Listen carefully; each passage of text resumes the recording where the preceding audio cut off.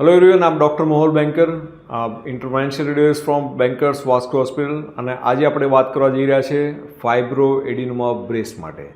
ફાઇબ્રોએડિનોમા breast is a very benign tumour into the breast. Younger ફિમેલમાં વધારે જોવા મળે છે.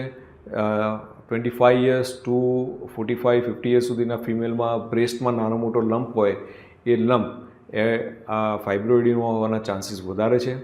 ફાઇબ્રોએડિનોમાની એક વાત કરીએ તો ફાઇબ્રોએડિનોમા ઇઝ અ નોન મેલિગ્નન્ટ કન્ડિશન, એટલે કેન્સરની ગાંઠ નથી, સાદી ગાંઠ છે. અને મોટાભાગે બ્રેસ્ટમાં પેઇન થાય, માસિક આવે ત્યારે એ પેઇન થોડું એગ્રેવેટ થાય. આ બધા કારણે બ્રેસ્ટમાં તમને કંઈ ને કોઈ નાની મોટી તકલીફો રહેતી હોય. હવે એની સારવાર શું? તો મોટાભાગે જ્યારે પણ ડૉક્ટર્સ પાસે જતા હોઈએ ત્યારે ગાયનેકોલોજિસ્ટ હોય કે જે પણ ડૉક્ટર હોય એ તમને એડવાઇસ એવી આપે કે તમે દર મહિને એનું રેગ્યુલર ફોલોઅપ કરો.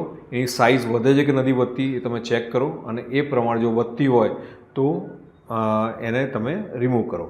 પણ આ ફાઇબ્રોએડિનોમા એને તમારે ખરેખર સર્જરીની જરૂર છે ખરી? શું ના.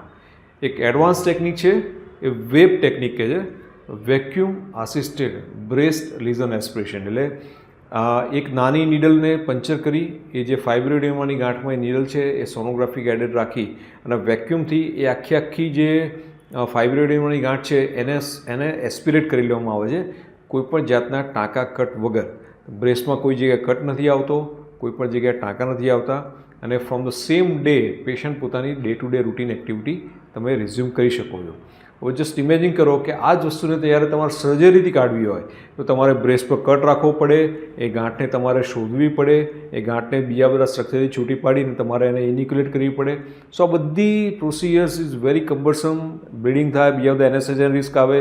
આની અંદર કોઈપણ જાતના રિસ્ક વગર તમે આની વેબ ટેકનિકથી સારવાર કરી શકો છો, કોઈપણ જાતના ઓપરેશન ટાંકા વગર.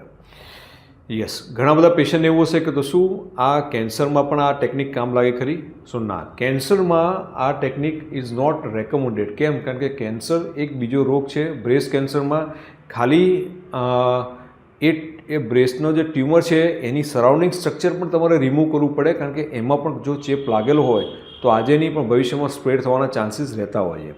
સો બ્રેસ્ટ કેન્સરના દર્દીઓ માટે આ technique is still not recommended. પણ fibroadenoma which is very common in young females, એમાં તમે કોઈપણ જાતના ઓપરેશન ટાંકા વગર વેબ ટેકનિકથી, વેક્યુમ આસિસ્ટેડ બ્રેસ્ટ લીઝન એસ્પિરેશનથી તમે આ સારવાર કરાવી શકો છો અને આમાંથી તમે તંદુરસ્ત રહી શકો છો.